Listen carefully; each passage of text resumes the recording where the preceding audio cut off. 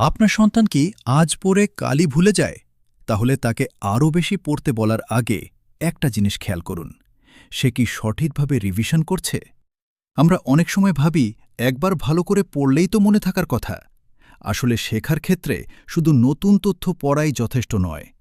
আগের শেখা বিষয়কে কিছুক্ষণ পর আবার মনে করার চেষ্টা করাও খুব গুরুত্বপূর্ণ। তাই সন্তানকে শুধু বই খুলে আবার পড়তে দেবেন না। বই বন্ধ করে তাকে জিজ্ঞেস করুন, তুমি একটু আগে কি পড়লে? আমাকে নিজের ভাষায় বলো। ধরুন সে একটি বিজ্ঞান অধ্যায় পড়েছে। বই বন্ধ করে তাকে ২ থেকে ৩টি প্রশ্ন করুন। সে যখন উত্তর দেওয়ার চেষ্টা করে তখন তার মস্তিষ্ককে আগের তথ্যটি আবার মনে করতে হচ্ছে। এভাবেই পড়াকে শুধু দেখা থেকে মনে করার অভ্যাসে নিয়ে আসা যায়। আজ থেকে একটি নিয়ম করুন, পড়া শেষ, বই বন্ধ, এরপর ২ মিনিটে নিজের ভাষায় বলা। শিশু সবকিছু বলতে না পারলেও সমস্যা নেই।